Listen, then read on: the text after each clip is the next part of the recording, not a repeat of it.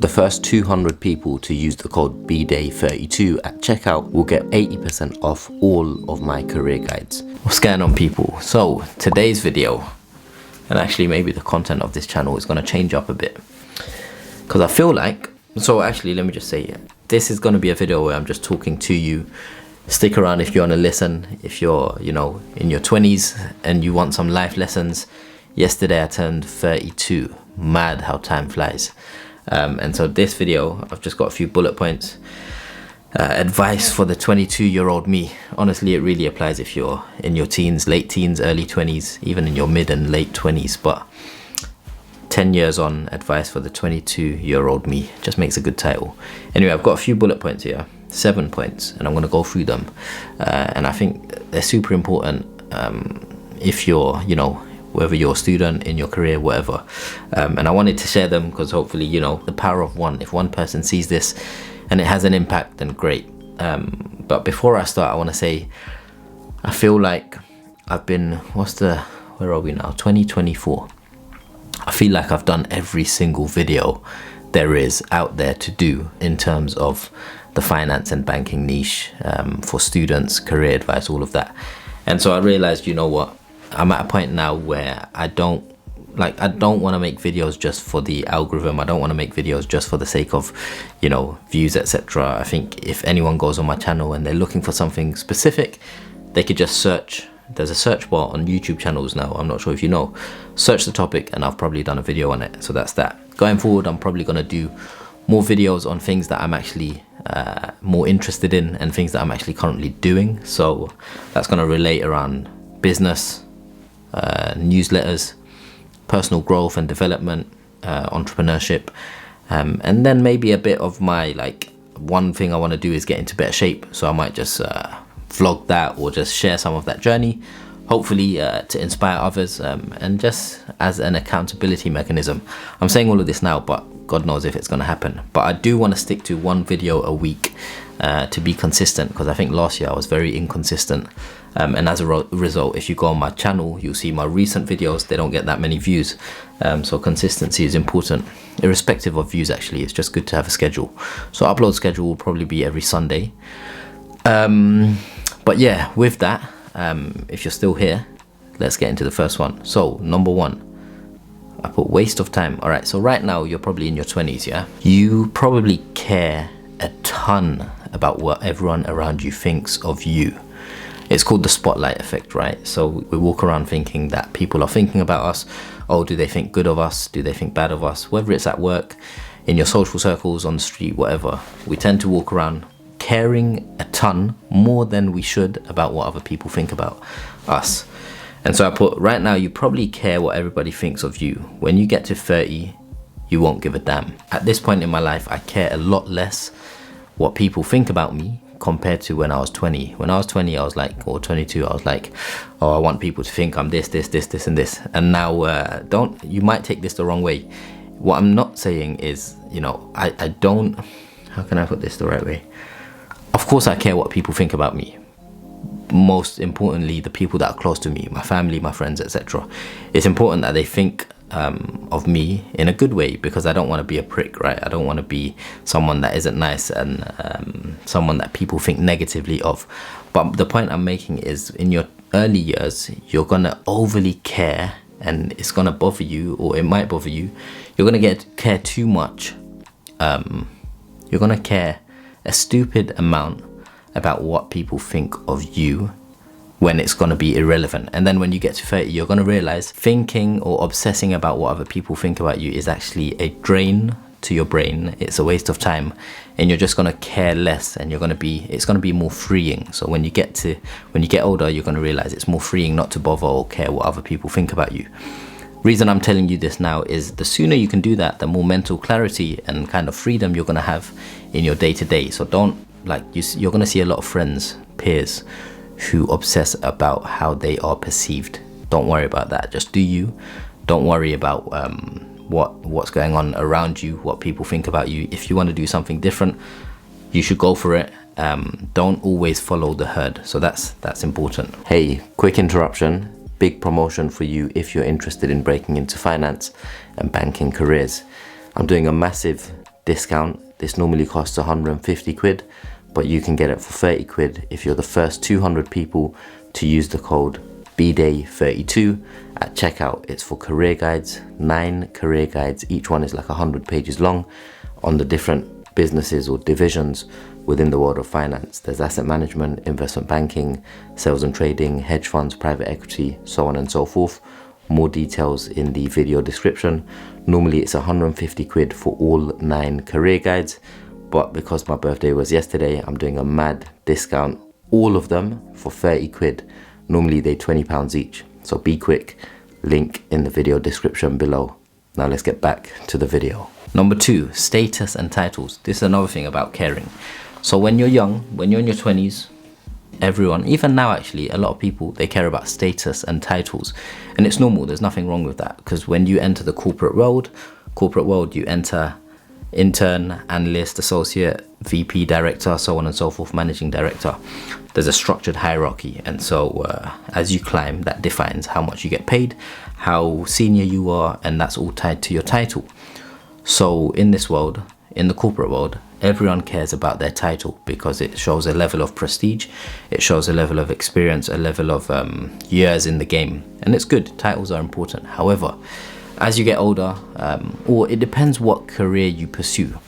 Since I've left the traditional path, right, the corporate ladder, and I've ventured into, you know, self-employment or a solopreneur or entrepreneurship, whatever you want to call it, I care less about status and titles. To me, as you get older, and you're going to realize this, is the more as you get older, the things that matter most and the things that you're going to care about more, less so status and titles, more so your own well-being, making sure everyone around you is doing good, and making sure you're doing all right from a career perspective, mental health, physical health, income, wealth, all of those kind of things. So those things are going to be important to you. Most people are playing status games, meaning they just want the bigger status, and then once they get that status, they look at someone else and they're like, okay, that person's got a better status than me, I'm going to work towards that. Play your own game. Don't worry about what everyone else is doing. Once again, do your own thing. Obviously, if you're in the corporate world and you need to climb the ladder, that's great, but don't get hung up on status and titles. Just focus on, you know, I mentioned in a previous video, you've got 5 key accounts in life: mental, material, physical, emotional, spiritual. Make sure you're good in these areas. Everything else will take care of itself. All right, number 3, finding your life partner. So this is important. I got lucky because I met my wife, my now wife, in uni. So we met in uni. We were that was 2011, 12, 13, 14, back then, 10 plus years ago. So I got lucky. I met my wife at uni. We were both interested in similar things, went into the industry, etc. That's cool. However, if I was, you know, 20, 22, and I wasn't lucky enough to find my partner at uni, I would definitely maybe jump on, you know, dating apps. Obviously I'm a Muslim, so I'll jump on like halal dating apps, or whatever you want to call them. Never used one before, so I don't know too much about them, but I would, like, once upon a time when I was, so actually the reason why I'm saying this is because when I was 22, I used to look, not down on people that used apps, but I used to look at apps like negatively. I thought, why would you do that? Is that even good? Is that right? Isn't that embarrassing or whatever? Now I'm 30, and you see lots of people struggling to find partners, right? Or, you know, the person that they want to marry, or a life partner, and they're getting older and older. And so I would definitely encourage you in your 20s, 22s, think about these things, because in the next 3, 4, 5 years, you're going to be thinking of getting married, having a family, having kids, etc. And so if you're not in uni, you're around lots of people like you, right? Once you enter the corporate world, you don't meet as many people, like you don't meet as many people similar age to you compared to when you were in uni or school or college.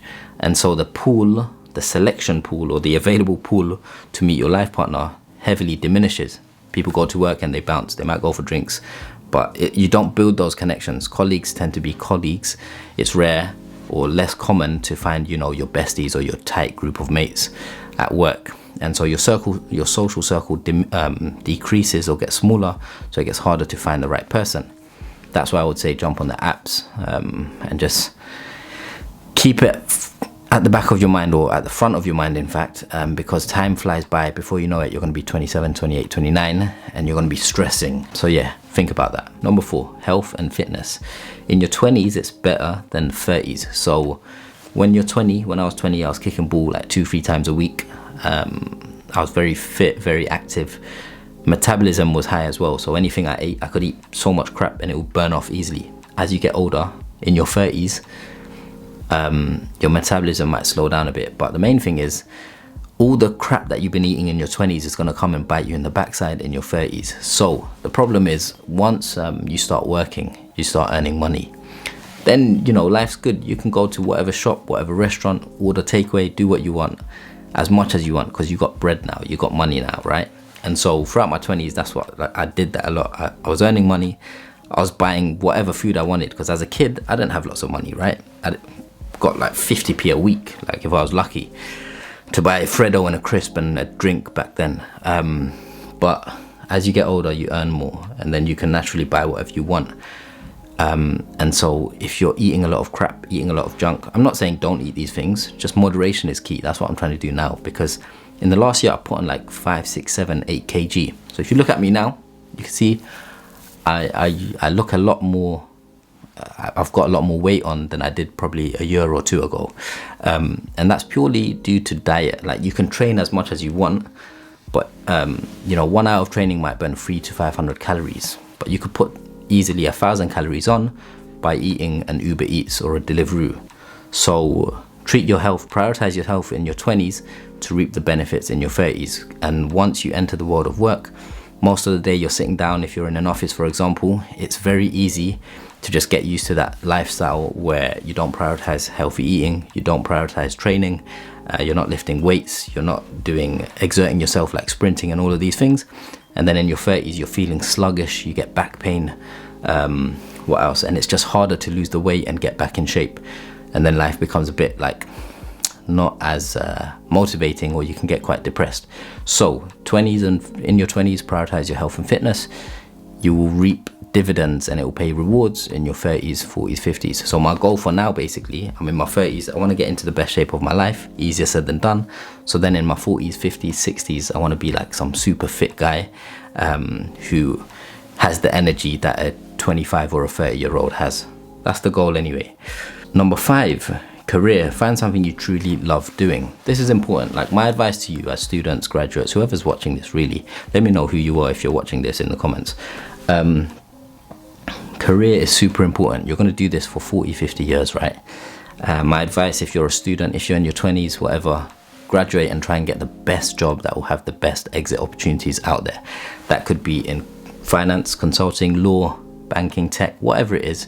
Whatever industry you go in, try and make sure you try and get the best job possible. Ideally, in an ideal world, you're going to find something you like doing. But let's assume you're going to graduate and you're going to do a job for 2 or 3 years that you don't like, or you don't fall in love with. It's better to do something that has good exit opportunities than to do something that is dead, right? That has a dead end that you can't do anything with. So go into an industry that's going to have good exit opportunities, and then 3, 4, 5 years down the line, you need to take a step back and ask yourself, do I want to stay in this industry forever? If not, you need to have an idea of what you want to do next. For me, it was to do entrepreneurship and work for myself full-time, do my own thing, explore internet income, explore content creation, explore online businesses, all those kinds of things. I'm 32 now. I left the industry about 7 years ago, 25, 26, 6 or 7 years ago. And so I don't have a single regret. Like, I'm so glad I got lucky. Like, alhamdulillah, all praise to God. That's what that means for the viewers that don't understand. Like, I got lucky, my timing was on point, and I had the unfair advantage that I managed to get into a prestigious company when I got out of uni. All these things came into play, but I was willing to take that calculated risk. So for you as a 20, 22-year-old, I would say constantly think about, when you hit 25, you're going to have this inflection point. What do you want to do? Do you want to stay in this career, or do you want to take a risk and do something completely different? I could do more videos on how I got to that decision, how I decided to leave the industry, how much money I saved up, what was the plan, what did I do, how did I end up to where I am, how did I end up where I am today, all those things. I could do that later in a future video. But yeah, think about these things. They're super important. Find a career that you love. Best way to do that is explore lots of different things. Honestly, try and find different things to do. Look at, like I mentioned this I think on a TikTok recently, look at someone who's 3 or 5 years ahead of you that you aspire to be like, and you're like, right, I like that person, I like that person's career, I like what they're doing, I really want to do something like that. Then just trace back what they did and copy that. Playbooks are out there. Everyone that's successful has a playbook. They've put out what they've done, or you can find access to it. Then you just got to copy that, tweak it to your own circumstances and position, and then that's it. Go with the flow, go pursue that. So it's pretty straightforward. All right, 6, make something people want. If you're going to go down the entrepreneurship route, you need to make sure you are creating something that people want.